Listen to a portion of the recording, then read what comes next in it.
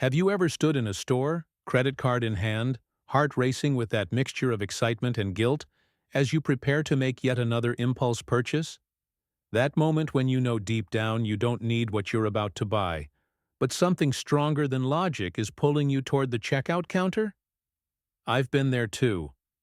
That internal battle between desire and necessity used to define my relationship with money and possessions.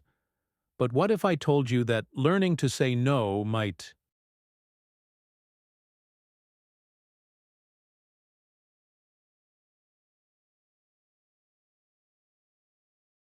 be the most liberating financial decision you'll ever make?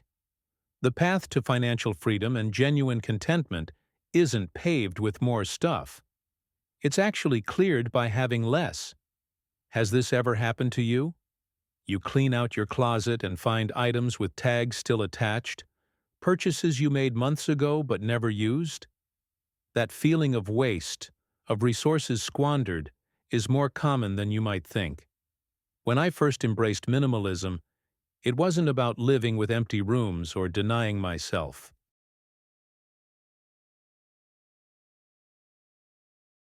Joy. It was about discovering what actually brings fulfillment in life, and surprisingly, it rarely comes in shopping bags. Every time I practiced saying no to an unnecessary purchase, I was actually saying yes to something far more valuable: financial security, peace of mind, and freedom from the constant cycle of wanting. The average American is exposed to thousands of advertisements daily, each one carefully crafted to create a sense of lack in our lives. Stay with me until the end.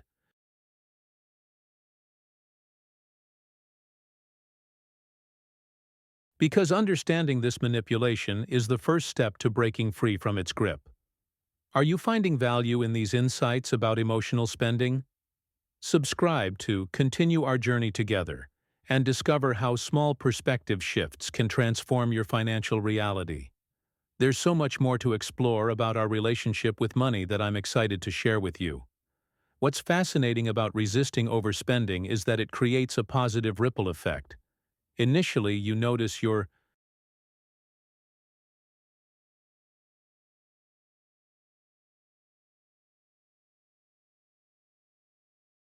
bank account growing healthier. Then, something more profound happens. Your home becomes a sanctuary rather than a storage unit. Your mind grows clearer without the clutter of consumption guilt, and your values begin to shift in profound ways. The peace that comes from financial security can't be overstated. Imagine falling asleep without money worries circling your thoughts like hungry wolves. Picture making decisions based on what truly matters to you, not what you can afford this month after.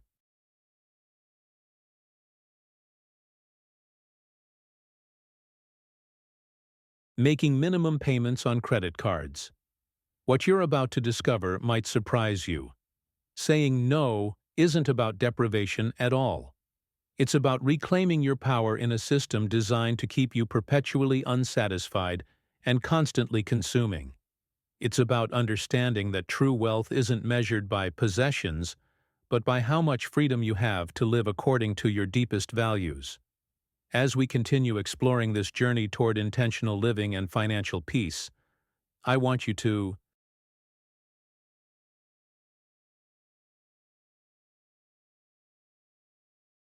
consider a question.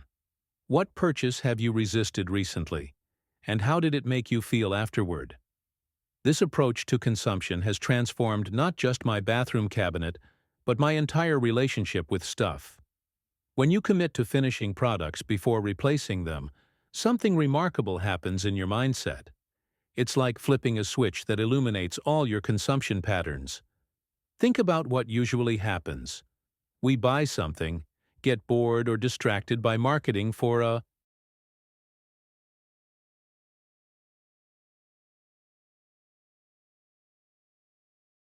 newer, shinier version, and the half-used original gets pushed to the back of the drawer. That pattern doesn't just waste money. It creates a subtle background anxiety about all the unfinished business in our lives.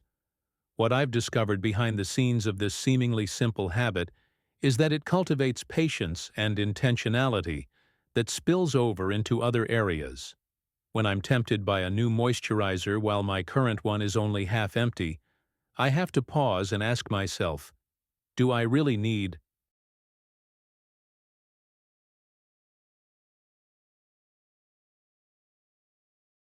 this, or am I just chasing the temporary high of something new? The revelation here isn't just about bathroom products. It's about recognizing the constant pressure we face to acquire more before we've fully appreciated what we already have. Our culture rarely celebrates using something to completion. There's no marketing campaign for stick with your current phone until it stops working. This journey toward intentional consumption hasn't always been straightforward. There were definitely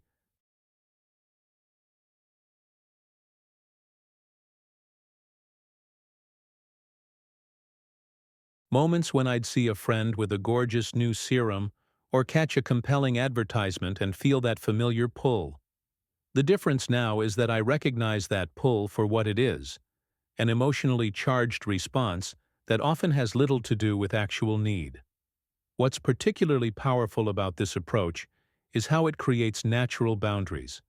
When you commit to finishing products first, you automatically limit how much new stuff can enter your life at once. It's a built-in regulation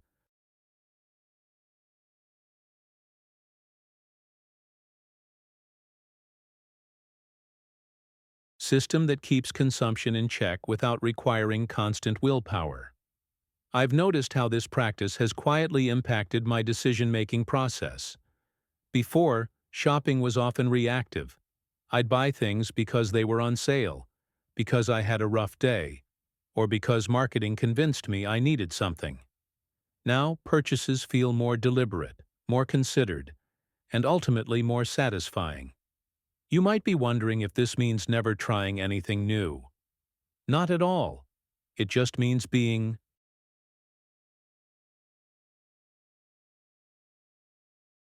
more thoughtful about timing. When I'm almost finished with my current shampoo, I get to thoughtfully research and select what comes next, rather than impulsively grabbing something new while my shower is already overcrowded with half-used bottles. The hidden truth here is that finishing products creates a rhythm to consumption that feels more aligned with natural cycles. There's a satisfaction in emptying a bottle completely that mirrors other fulfilling life experiences. Completing a project,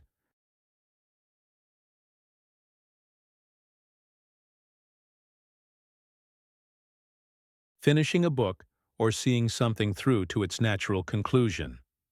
Now, I want to go even deeper into this concept of intentional consumption by exploring how it connects to another crucial aspect of our lives that often goes overlooked. But before I do, I'm curious. Does this approach resonate with you? Type mindful consumer in the comments if you've been thinking about becoming more intentional with your purchases too. The hidden reality nobody talks about is that while buying things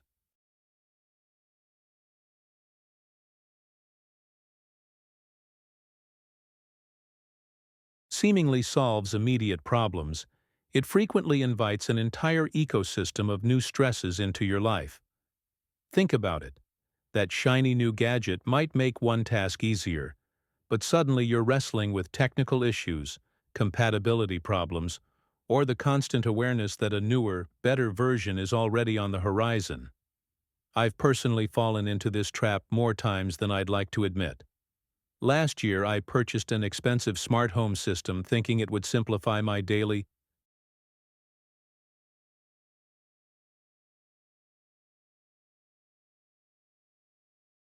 routines. Instead, I spent weeks troubleshooting connectivity issues, learning complicated setup procedures, and eventually realizing some features required additional purchases to work as advertised. The solution I bought had spawned a family of new problems I hadn't anticipated. This transformation from excitement to obligation happens because we focus on the promise rather than the full journey of ownership. Every purchase carries an invisible weight. Maintenance requirements, learning,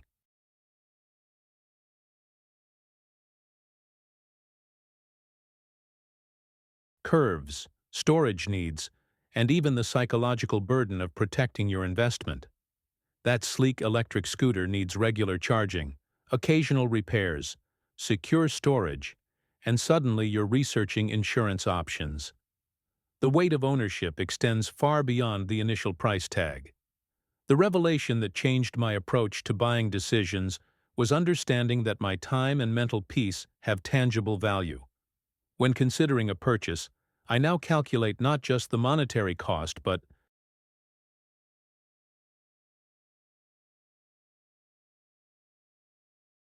the attention tax it will demand from me. Will this item simplify my life or complicate it? Does it solve more problems than it potentially creates? This mindset shift becomes especially crucial for major purchases. Behind the scenes of almost every significant acquisition lies a complex web of decisions, maintenance, and sometimes regret. I've learned this lesson particularly with technology purchases. The promised convenience often masks a hidden landscape of updates, troubleshooting, and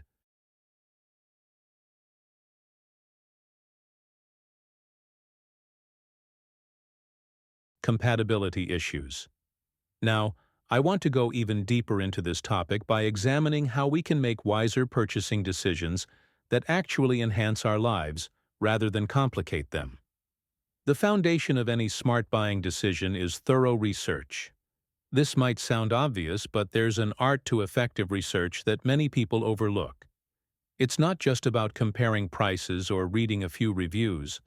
It's about uncovering the hidden complications that might not be immediately apparent. Take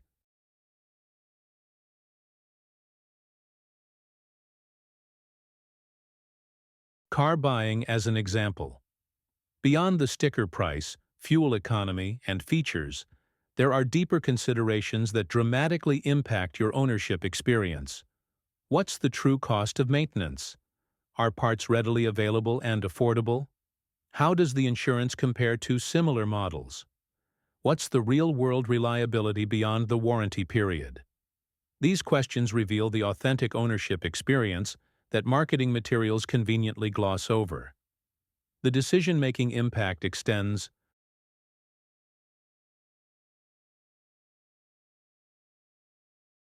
even further when we consider what I call the ecosystem effect. Many products now exist within proprietary ecosystems that subtly lock you into ongoing costs and limitations. That affordable printer might require expensive branded ink cartridges. That smartphone might limit which accessories work properly with it. That exercise equipment might need a subscription to access its full functionality. I've developed a personal waiting period rule that has saved me countless times from impulsive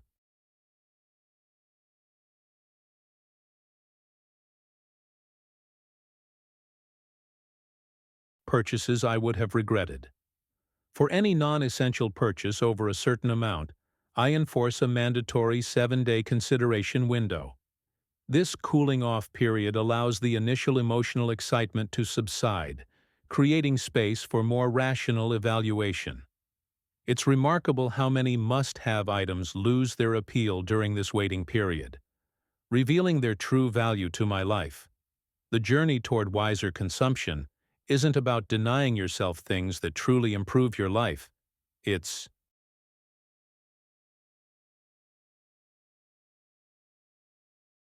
about developing the discernment to identify which purchases will genuinely enhance your well-being rather than quietly drain it.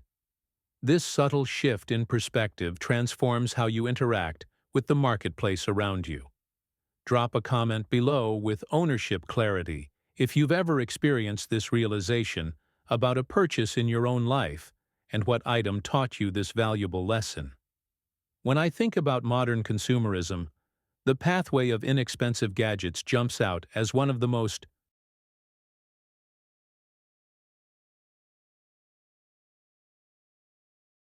deceptive.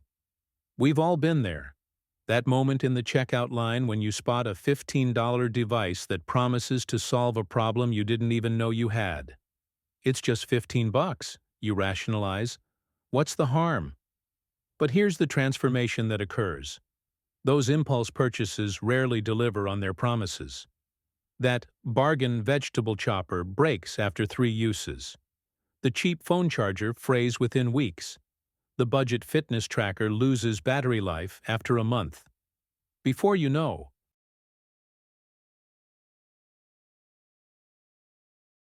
it, you're caught in an exhausting cycle of constant replacements. Not just wasting money, but creating unnecessary stress in your life. Each time something breaks, you face the decision fatigue of researching replacements, the disappointment of wasted resources, and often the frustration of being without that item while waiting for a replacement. There's a hidden truth here that marketers don't want you to see. Spending more upfront on quality items often creates more peace in your life. The $50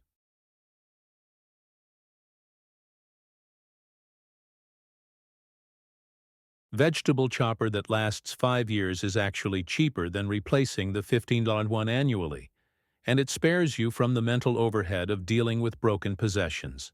Now, I want to go even deeper into this topic by examining something that might initially seem contradictory: how minimalist decor can actually lead to more clutter. This revelation surprised me on my own journey toward intentional living. Minimalist aesthetics are everywhere on social media. Those pristine white rooms with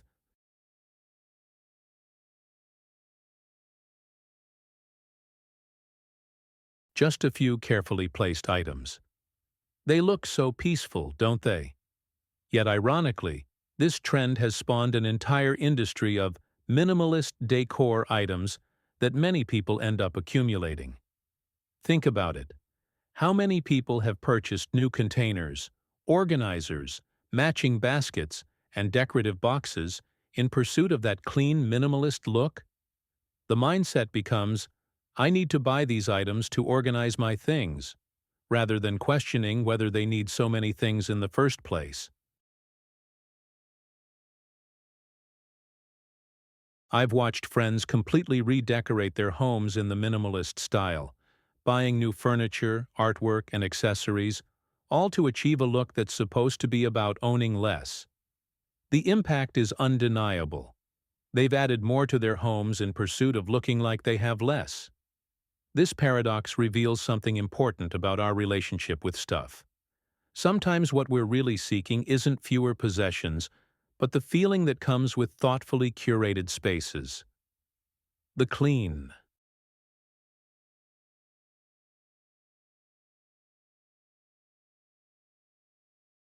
lines and uncluttered surfaces of minimalism appeal to us because they offer visual calm in a chaotic world. Behind the scenes of the minimalist movement, there's a meaningful distinction between aesthetic minimalism, which can become just another consumption category, and functional minimalism, which truly focuses on keeping only what adds value to your life. The most powerful approach isn't about adhering to a particular style, but about making decisions based on what genuinely enhances your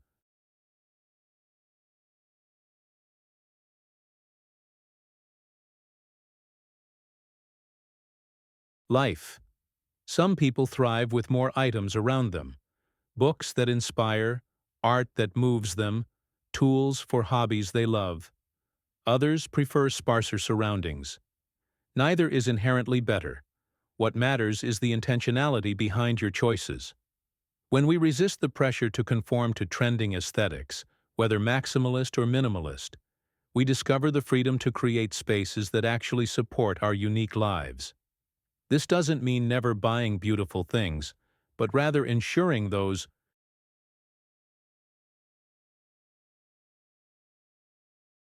purchases align with your authentic needs and values, rather than with pressure to achieve a certain look.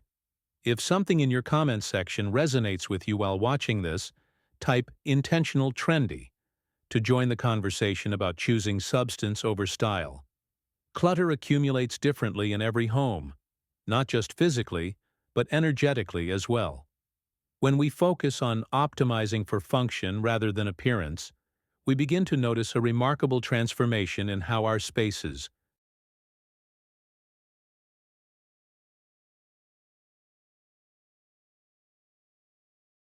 Feel. A truly calm home isn't achieved through a specific aesthetic or by purchasing the right organizing bins. It emerges naturally when every item serves a clear purpose and has an intentional place in your daily life. I've worked with clients who spent thousands on storage solutions only to find themselves just as overwhelmed months later. Why? Because they were treating the symptom rather than addressing the root cause. The reality is that a peaceful home environment stems from alignment.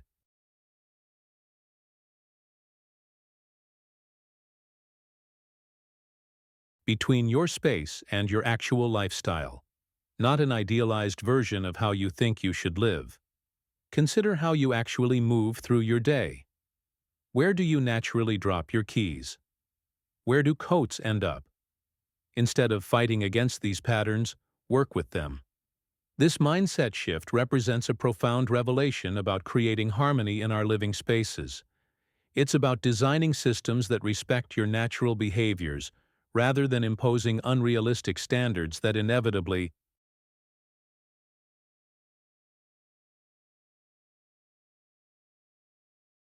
collapse. This journey toward authentic organization requires honest self-reflection. I remember working with a client who insisted on maintaining a formal dining room she never used while her family ate crowded around a tiny kitchen island. The breakthrough came when she acknowledged this disconnect and transformed the dining space into a home workstation that instantly relieved pressure on the entire household. The impact was immediate. Not because she bought new furniture, but because she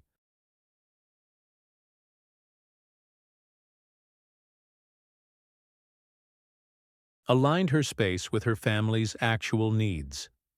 Now, I want to go even deeper into this fundamental truth about creating lasting peace in our homes. The minimalist aesthetic that floods our social media feeds has convinced many that tranquility comes packaged in neutral tones and empty surfaces. But the most profound discovery I've made working with hundreds of homes is that real peace isn't found in what you purchase. It's cultivated through internal rhythms and intentional rest. Your home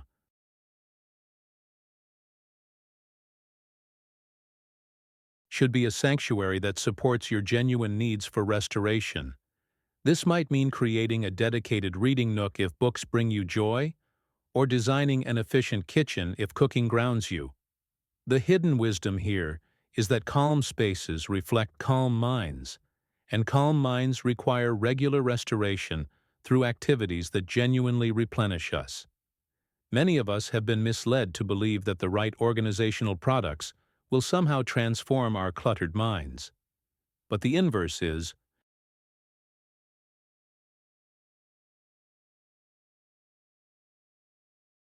actually true. When we establish internal clarity and boundaries, our external spaces naturally become more ordered. This represents a complete reversal of how most approach home organization. Consider implementing rhythms rather than rules. Perhaps a 5-minute reset before bedtime or a weekly session to process paperwork. These consistent patterns create more lasting order than any storage container ever could. The liberation that comes from this realization can be profound. You're no longer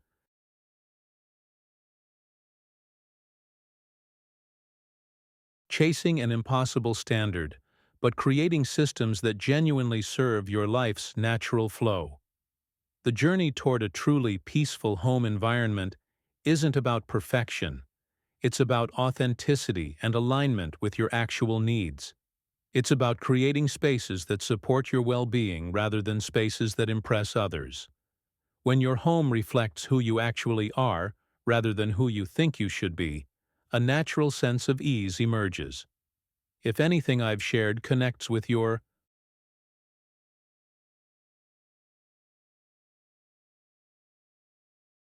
experience, type "Finding My Authentic Order" in the comments below. I'd love to hear how these principles resonate with your own home journey. Now, I want to go even deeper into this topic of convenience versus true value. Let me tell you something that radically shifted my perspective on consumer technology. When I first considered getting a smartwatch, I was captivated by the sleek marketing videos showing people effortlessly checking notifications while jogging through picturesque parks. But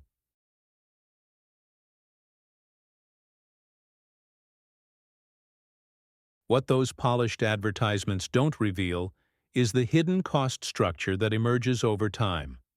Convenience often masks a complex relationship with our own priorities. Take those seemingly helpful smartwatch notifications. Each ping represents not just information, but a decision point, a moment where your attention is hijacked from whatever you were previously engaged in. This constant state of micro-interruptions creates what psychologists call attention residue, where your mind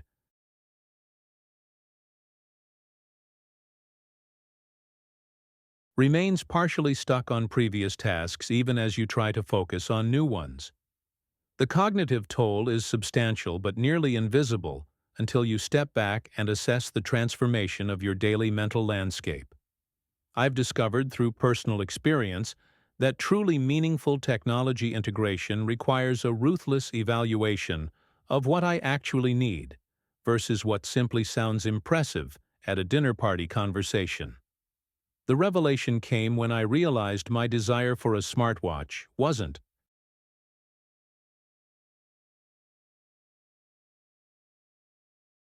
about improving my life. It was about alleviating the social anxiety of potentially missing something important, while simultaneously signaling my technological savvy to others. This journey toward intentional tech consumption isn't about rejection of innovation. It's about reclaiming agency.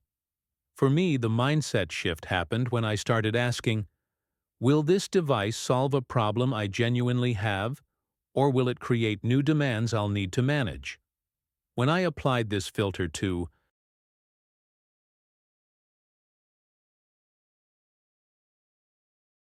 smartwatches, the answer became startlingly clear. The marketing narrative suggests these devices liberate us, but the lived reality often involves new forms of dependency. The constant health metrics tracking can morph from helpful insight into an obsessive scorecard that dictates your mood. The always accessible notifications promise connection but deliver fragmentation. What appeared as a simple convenience slowly reveals itself as a complex commitment requiring ongoing management of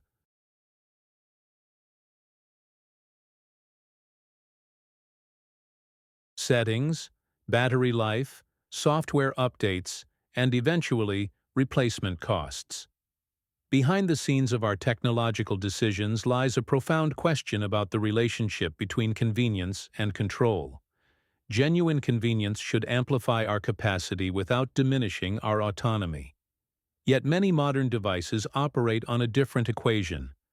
They offer immediate benefits while gradually restructuring our behaviors, expectations, and even our understanding of what constitutes a need. For some people, smartwatches genuinely enhance their lives, particularly those with specific health conditions requiring monitoring or professions demanding immediate response capabilities. The impact varies tremendously based on individual circumstances. What matters isn't a universal judgment about technology, but rather your clarity about the real trade-offs involved in each decision. When we adopt technology without this clarity, we risk outsourcing not just tasks, but decision-making itself.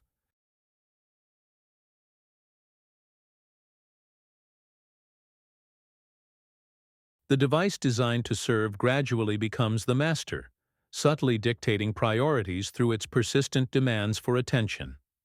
This inversion happens not through any malicious intent, but through the cumulative effect of small concessions to convenience. If something resonates with your own experience with technology, type in the comments, "I'm reclaiming my attention." Now, as we continue exploring this relationship between technology and personal well-being, isn't it fascinating how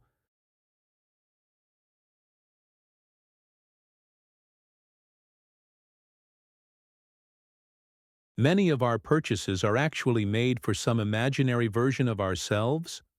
I started noticing this pattern in my own life, buying fancy cooking equipment because I imagined myself as someone who hosts elaborate dinner parties, when in reality, I prefer casual gatherings where the focus is on conversation, not culinary perfection. Or purchasing specialized exercise gear for activities I tried once and convinced myself would become a regular habit. This mindset shift was actually one of the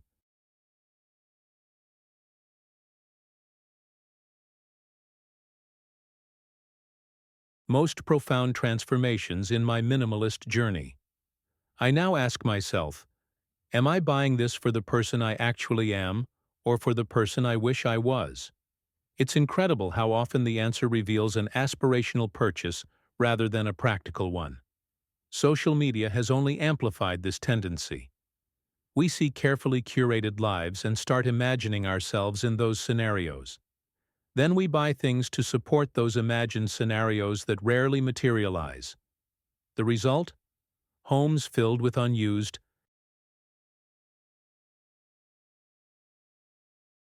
items that silently remind us of the gap between who we imagined we'd be and who we actually are. Now, I want to go even deeper into this topic with something seemingly trivial but perfect for illustrating this concept. Sunglasses. I used to buy expensive designer sunglasses because I imagined myself as someone who took immaculate care of my belongings. The reality? I've sat on them, left them on restaurant tables, dropped them on concrete, and had them stolen more times than I can count. After days losing my third pair of premium sunglasses, I had an epiphany. Why was I buying something expensive that I consistently lost or broke? The revelation wasn't just about sunglasses, it was about acknowledging my actual behavior patterns rather than my imagined ones.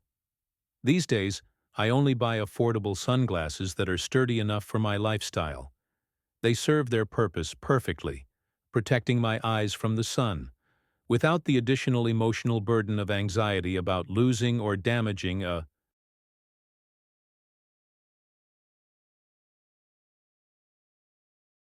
luxury item. When I inevitably misplace them or sit on them, I can easily replace them without feeling that sick drop in my stomach that comes with losing something expensive. This approach extends far beyond sunglasses. It's about integrating your real-life behavior patterns into your purchasing decisions, rather than buying for an idealized self that doesn't exist. Maybe you're not actually the person who hand washes delicate clothing. Perhaps you're not really someone who will maintain that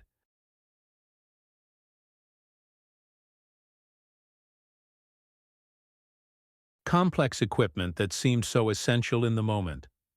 The beauty of this realization is that it's not about judging yourself or feeling bad about these tendencies. It's about honest self-awareness that leads to better decisions. When we purchase based on who we actually are rather than who we wish we were, we end up with possessions that truly serve us rather than burden us with maintenance, storage, or guilt. This honest approach to consumption helps build a home filled with items that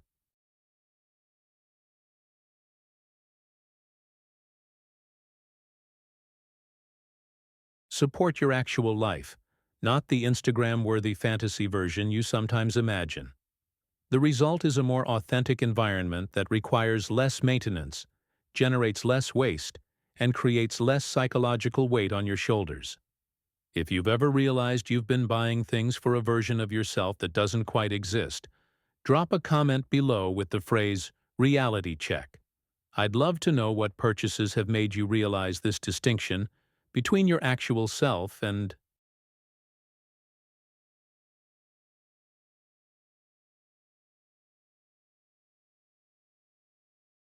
your imagined self. While we're exploring these minimalist revelations, I'd like to touch on another aspect of this journey: personal care. I prefer not to invest in numerous extravagant hair products. Over the years, I've come to realize that the hair care industry thrives on convincing us We need specialized products for every conceivable hair concern.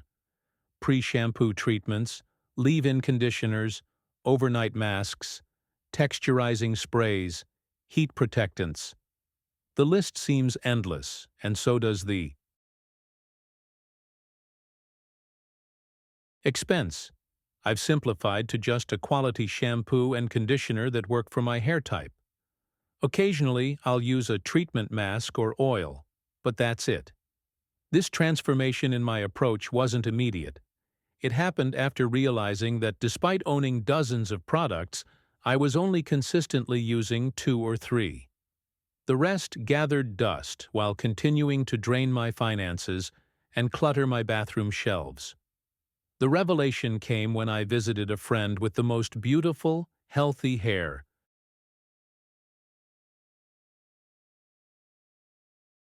I'd ever seen. When I asked about her routine, expecting a comprehensive list of miracle products, she laughed and showed me the single shampoo bar and conditioner she used. That moment shifted my perspective entirely.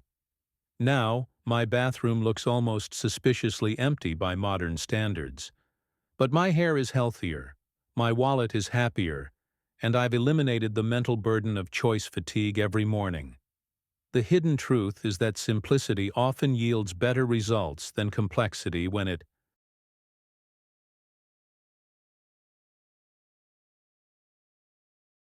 comes to our daily routines.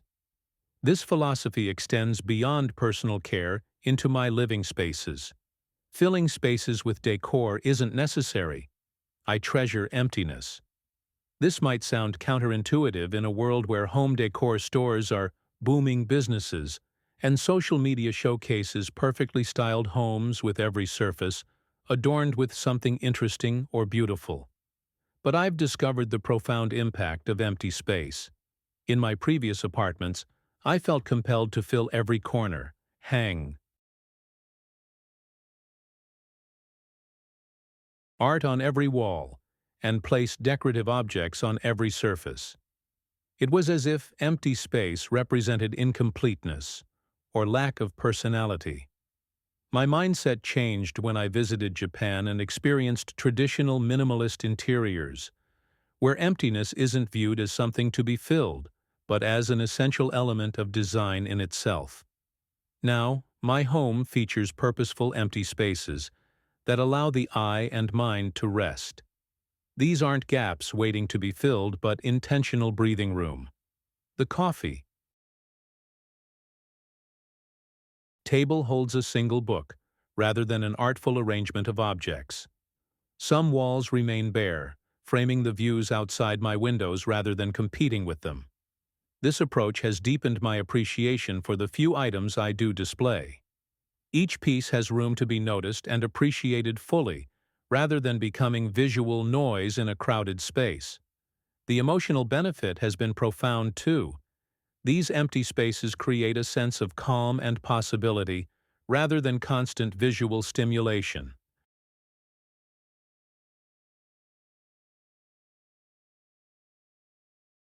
What I've learned behind the scenes of this journey toward simplicity is that most of us have been conditioned to equate more stuff with more happiness, more personality, more success.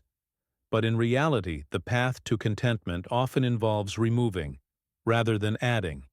It's about making deliberate choices about what deserves our energy, attention, and space. If you're nodding along as I describe treasuring emptiness, type "room to breathe" in the comments. I'd love to know I'm not alone in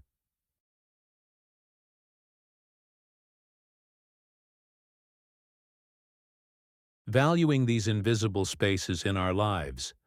Now I want to go even deeper into this minimalist philosophy as it applies to areas many people wouldn't expect.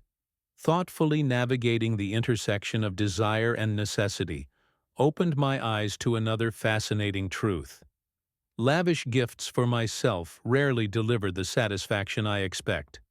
When I contemplate those big-ticket purchases I once coveted, the designer watch that would somehow elevate my status, the premium gadget promising to revolutionize My routine. I recognize now they represent something deeper than mere objects. They embody promises of transformation that material items simply cannot fulfill. What I discovered through minimalism is that the anticipation often exceeds the experience. That rush of dopamine comes not from possession, but from acquisition. The shiny new thing becomes ordinary with remarkable speed, leaving behind a hollow feeling and the desire for the next fix. This constant cycle doesn't just drain your finances.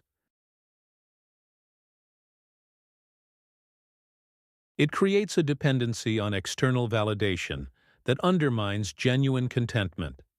I've watched friends save for months toward a reward purchase, only to find the excitement evaporated within days of bringing it home. The object itself becomes almost invisible, blending into the background of daily life while they begin fantasizing about the next acquisition.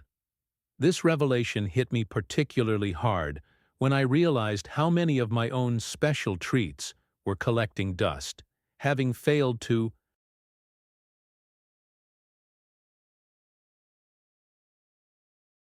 deliver their promised joy beyond that initial unboxing moment. The journey toward authenticity requires honesty about these patterns. I'm not suggesting we never indulge, rather that we become conscious of the underlying motivations. When I feel the pull toward something expensive, I now ask myself, am I seeking the item itself, or am I searching for something the item represents? Status, accomplishment, belonging. This simple question has saved me thousands of dollars and countless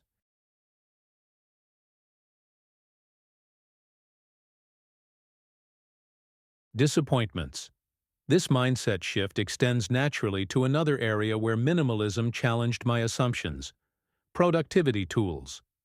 I had to confront my tendency to equate looking productive with actually being productive. How many planners, apps, and systems had I purchased because they projected an image of organization rather than actually helping me organize? The answer was uncomfortable, but illuminating. The marketplace thrives on selling productivity aesthetics rather than actual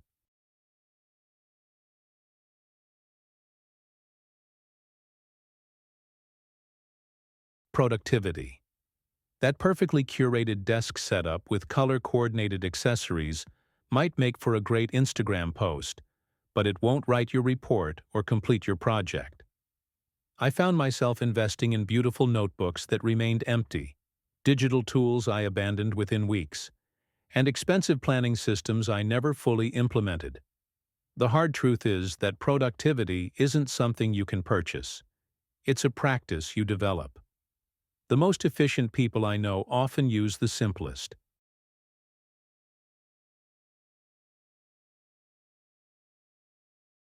systems. One mentor accomplishes more in a day with a basic notepad than I did with my elaborate digital ecosystem of interconnected apps. Her secret wasn't her tools. It was her clarity of purpose and elimination of distractions. When I finally embraced this principle, I allowed myself to use what actually worked rather than what looked impressive. For some tasks, that meant a simple checklist on paper. For others, a basic digital calendar. The liberation from constantly chasing productivity.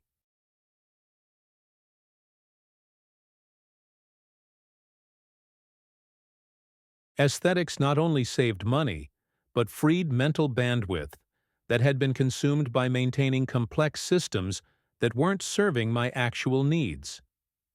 Now I want to go even deeper into this topic by examining how minimalism affects our relationship with time, perhaps our most precious resource. Beyond physical possessions and digital tools lies something even more fundamental to our well-being: how we allocate our attention and energy in a world designed to fragment both. What's been your experience with purchases that promised satisfaction but didn't deliver? Drop "illusion shattered" in the comments if you've had that moment of realization where something you thought would change, everything turned out to be just another thing. The path to financial freedom requires a complete transformation in how we view our spending habits. One of the most insidious traps I've encountered on my own journey is what psychologists call emotional spending. This isn't just about impulse.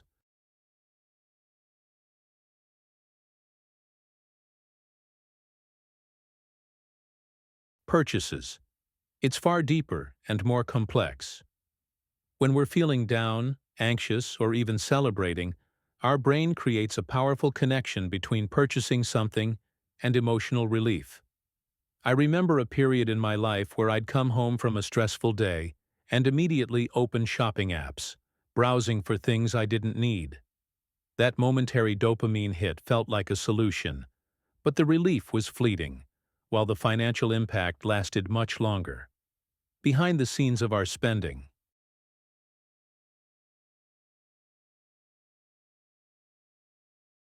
Decisions are powerful psychological triggers that marketers understand all too well.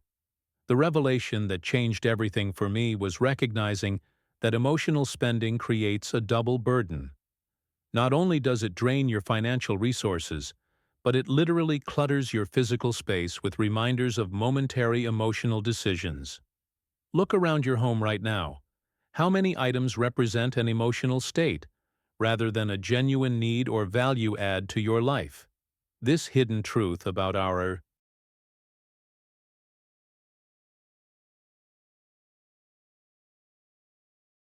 purchasing patterns represents one of the biggest obstacles to building wealth. What's particularly troubling is how the marketplace has evolved to exploit these vulnerabilities. It's an uncomfortable reality that entire industries exist to create solutions for problems you never actually had.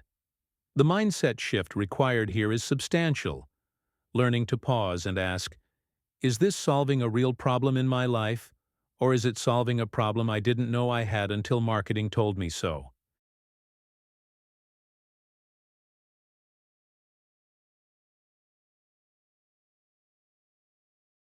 Consider how many specialized gadgets, services, or products you've purchased that promise to dramatically improve some aspect of your life, only to collect dust or be forgotten within weeks. This isn't about denying yourself nice things. It's about making intentional decisions rather than reactive ones. The impact of becoming aware of these patterns creates a ripple effect throughout your financial life. When you develop the ability to distinguish between genuine needs and manufactured ones,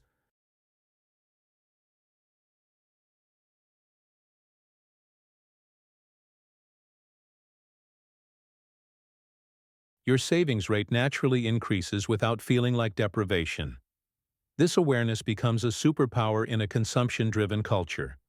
I've found that implementing a simple 72-hour rule for any non-essential purchase over $50 creates space for the emotional trigger to subside. Most of the time, that overwhelming need dissolves within days, revealing itself as the emotional response it truly was. This single practice saved me thousands of dollars annually. Now I want to go even deeper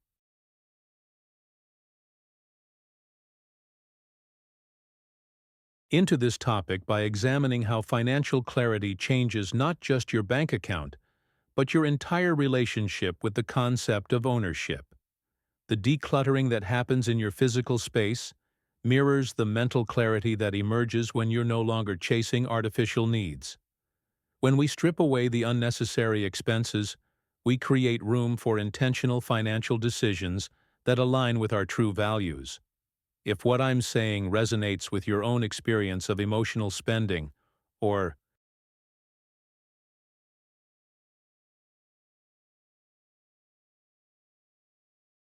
recognizing manufactured problems, type mindful spending in the comments. I'd love to know how many of you are recognizing these patterns in your own financial lives. As we wrap up this conversation about emotional spending and financial clarity, I want you to remember that awareness is truly the first step toward transformation. Each time you pause before making a purchase, you're building a new neural pathway, one that leads toward genuine financial freedom. If you found value in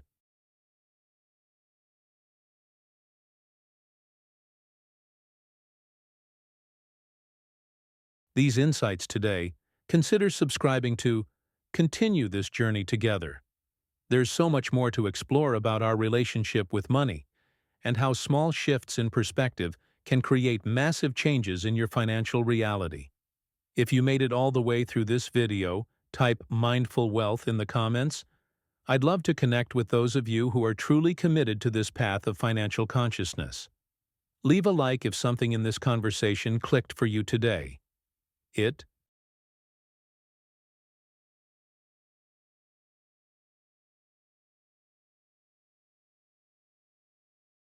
helps others discover this content and build our community of intentional spenders. I've actually created a follow-up video that dives into practical systems for implementing these awareness practices in your daily life.